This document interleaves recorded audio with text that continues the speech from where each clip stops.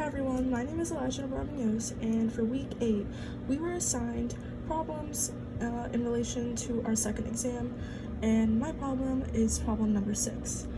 So problem number 6 is all about understanding the relationship between a function and its derivative, but specifically how the sign of the derivative tells us about the function's behavior, increasing or decreasing, and where exactly its extrema, maximum to minimum, occur.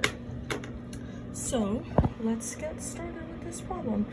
Obviously, I will be going more in depth with the answers given here, and I'll be explaining them. So let's start off with the first answer, A. So to find exactly where f is increasing, we look for the intervals or the graph of f prime is above the x-axis. For example, where f of x is less than 0. So the graph of f prime is above the x-axis from x equals -6 to x equals -1. This interval is -6 and -1. So the graph of f prime, also above the x-axis, signifies that x equals 4 and x equals 5. So this interval eventually signifies 4 and 5. So that results in our answer in which we unify. We put the union symbol in the middle between all these intervals, and that is just a simple analysis and quick analysis on, sorry, I had to wait for it to focus, on that problem right there. Moving on to question B, on what intervals is the function f decreasing? So when we look at the graph, to find where exactly f is decreasing, we look for the intervals where the graph f prime is below the x-axis. So for example, where f prime of x is greater than 0.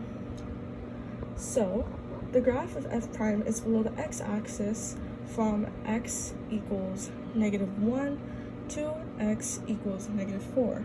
And that means that this interval will be -1 and 4, resulting in our answer. Third question is, at what inputs or input is the function, in this case input because we only have one, is the function f at a maximum? So local maxima occurs where the derivative f prime changes from positive to negative. So this is similar to the graph of f prime crossing the x-axis from above to below. When we analyze the graph, we see that at x equals -1, the graph of f prime crosses the x-axis from being positive above the axis to negative below the axis. And this means an indication of a local maximum for f at x equals -1, resulting in our answer for C.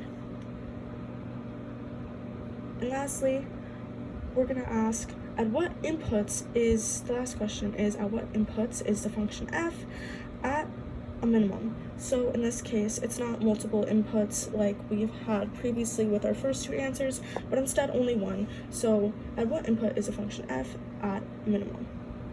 So local minima, similar to local maxima, occurs where the derivative f prime changes from negative to positive. So this is like the graph of f prime crossing the x-axis from below to above. When we analyze the graph, we see that at x equals 4, the graph of f prime crosses the x-axis from being negative below the axis to positive above the axis. So this indicates a local minimum for x equaling 4, for f at x equaling 4. So that is it for my lesson on problem number 6 and analyzing the derivative graph and just understanding the relationship overall of the graph. Thank you so much for watching.